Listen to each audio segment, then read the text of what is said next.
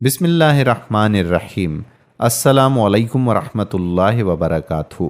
پیارے دوستو، آج کی اس ویڈیو میں ہم ذکر کریں گے رسول اکرم صلی اللہ علیہ وآلہ وسلم کی سماجی زندگی کے حوالے سے، اور ایسے پہلو آپ کی خدمت میں پیش کریں گے کہ جن پہلوؤں کو سن کر آپ کو اچھا لگے گا اور اپنی زندگی میں ان پہلوؤں پر آپ عمل کریں گے تو انشاءاللہ زندگی میں بھی کامیابی ہوگی اور آخرت بھی سنور جائے گی۔ تاریخ عالم میں اگر کوئی ایسی ہستی تلاش کی جائے جس کی پوری زندگی پورے اعتماد کے ساتھ محفوظ ہو، جس کی سیرت انسانی سماج کے ہر فرد کے لیے رہنمائی رکھتی ہو، جس کی حیات طیبہ کو ہر شعبہ زندگی کے لیے ایک بہترین آئیڈیل کے طور پر پیش کیا جا سکے، یعنی ایسی ہستی جس میں جامعیت، کاملیت اور تاریخیت اپنے پورے جمال و جلال کے ساتھ جلوہ گر ہو، تو ہزارہا برس کی طویل انسانی تاریخ میں صرف ایک ایسی ہستی ملے گی، اور وہ ہوگی فخر کائنات سید الانبیاء حضرت محمد عربی صلی اللہ علیہ وآلہ وسلم کی، جس کے مثل نہ تو اس سے پہلے کوئی ہستی عالم وجود میں آئی اور نہ آئندہ ایسی جامعیت، کاملیت اور تاریخیت کے اوصاف کسی انسانی وجود کو نصیب ہو سکیں گے۔ رسول اللہ صلی اللہ علیہ وآلہ وسلم جس دین کو لے کر آئے وہ جامع اور مکمل دین ہے۔ اس کی تعلیمات زندگی کے ہر گوشے اور ہر شعبے کے لیے بھرپور ہے۔ اس دین کی بنیاد کتاب قرآن مجید میں اس کی کاملیت کا اعلان کیا گیا ہے۔ آج میں نے تمہارے لیے تمہارا دین مکمل کر دیا، تم پر اپنی نعمت پوری کر دی۔ اس کتاب مقدس کی طرح کا نام سنت نبوی ہے، اور اسی کا دوسرا نام سرور عالم صلی اللہ علیہ وآلہ وسلم کی حیات طیبہ ہے۔ سنت نبوی نے کتاب الہی کی ہر ہدایت کو عمل کے سانچے میں ڈھال کر انسانوں کے سامنے پیش کیا، اور راہ حیات کو ایسا روشن اور منور کر دیا کہ اس کی شب بھی ایک ضیاء بار دن کی مانند بن گئی۔ ارشاد ہوا کہ میں نے تم کو ایسی روشن راہ پر چھوڑا ہے جس کی رات بھی اس کے دن کی طرح ہے۔ حیات طیبہ کی یہ جمال و جلال آفریں روشنی اور ضیاء بار کرنیں انسانی زندگی کے ہر شعبے پر یکساں پڑتی ہیں، سیاسی زندگی ہو یا معاشی زندگی، انفرادی زندگی ہو یا اجتماعی زندگی، سماجی زندگی ہو یا زندگی کا کوئی اور ایسا پہلو، اور پھر زندگی کے کسی بھی شعبے کا کوئی بھی مرحلہ درپیش ہو، سیرت طیبہ کے بحر بے کراں میں اس کی ہدایت اور رہنمائی کی در نایاب موجود ملتی ہے۔ اس لیے کہنے والے نے درست کہا ہے کہ انسانی زندگی اپنے حقیقی روپ میں سماج کے اندر ہی جلوہ فغن ہوتی ہے۔ رسول کریم صلی اللہ علیہ وآلہ وسلم کی پاکیزہ زندگی انسانی سماج کے لیے بیش بہا متاع گراں مایہ ہے۔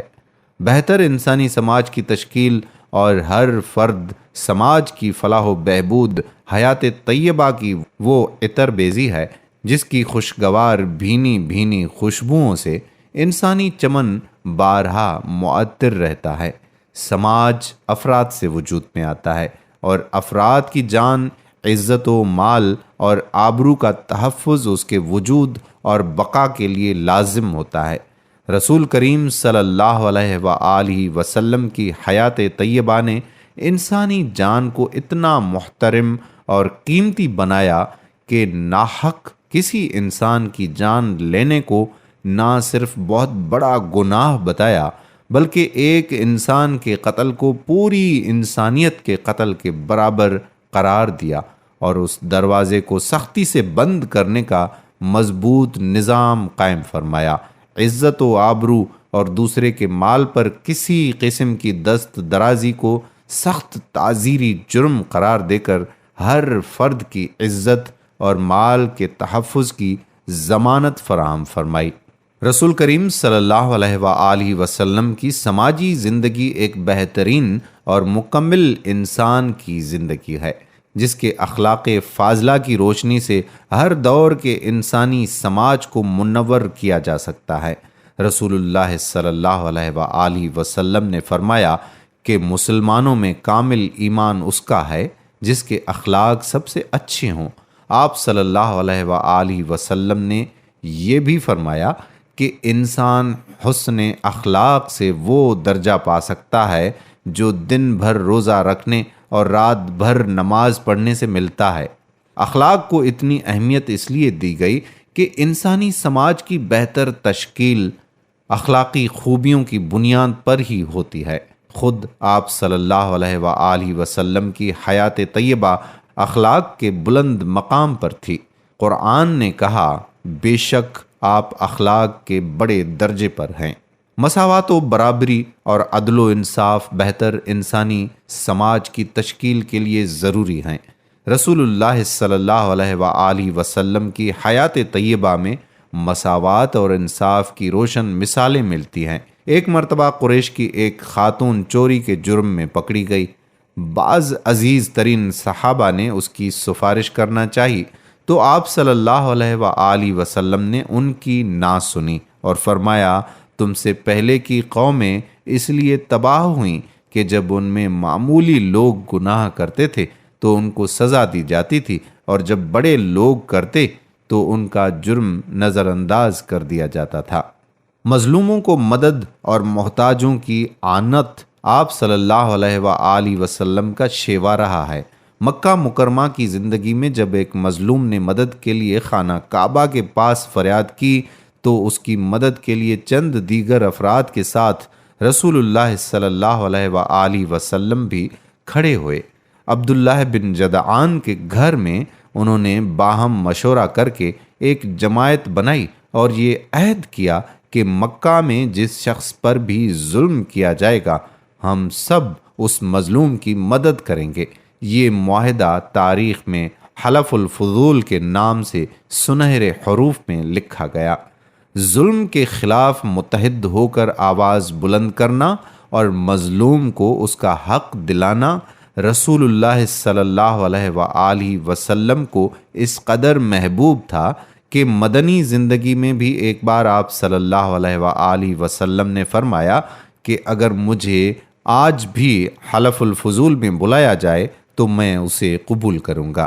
سماج کے کمزور افراد کی خبر گیری اور مدد آپ صلی اللہ علیہ وآلہ وسلم کی حیات طیبہ کی روشن مثالیں ہیں۔ ایک صحابی حضرت خباب رضی اللہ تعالی عنہ کسی لشکر میں گئے ہوئے تھے۔ ان کے گھر میں کوئی دوسرا مرد نہ تھا اور عورتوں کو دودھ دھونا نہیں آتا تھا۔ آپ صلی اللہ علیہ وآلہ وسلم روزانہ ان کے گھر جا کر دودھ دھو آتے تھے۔ دوسرے کے کام کر دینا آپ صلی اللہ علیہ وآلہ وسلم کو اس قدر محبوب تھا کہ ایک دفعہ نماز کے لیے جماعت کھڑی ہو چکی تھی۔ اسی دوران ایک بدو نے آپ صلی اللہ علیہ وآلہ وسلم کا دامن پکڑ کر کہا کہ میرا تھوڑا سا کام رہ گیا ہے، آپ پہلے اسے کر دیجئے۔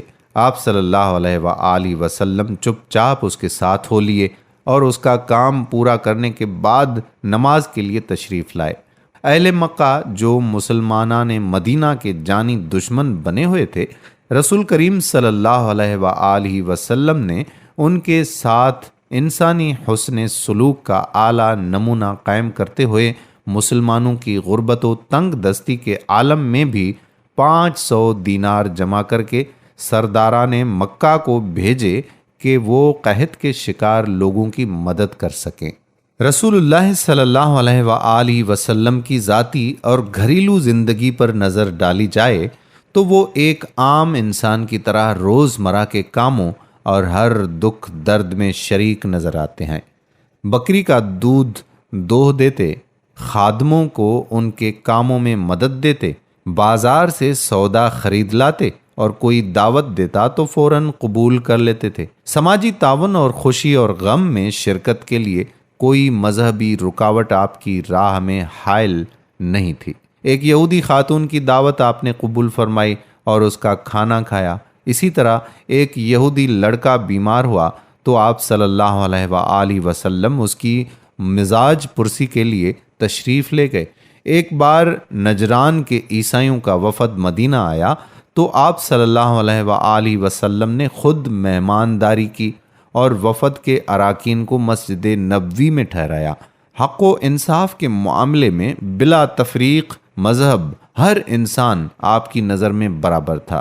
اگر کبھی اختلاف ہوتا تو ناحق کسی مسلمان کا ساتھ نہیں دیتے تھے۔ آج جب دنیا ایک عالمی گاؤں بن گئی ہے اور اس گاؤں میں مختلف مذاہب کے ماننے والے پڑوسی کی طرح رہنے لگے ہیں، سماجی زندگی کو خوشگوار بنانے کے لیے پڑوسیوں کے حقوق اور ان کے ساتھ زندگی گزارنے کے آداب انتہائی اہمیت رکھتے ہیں۔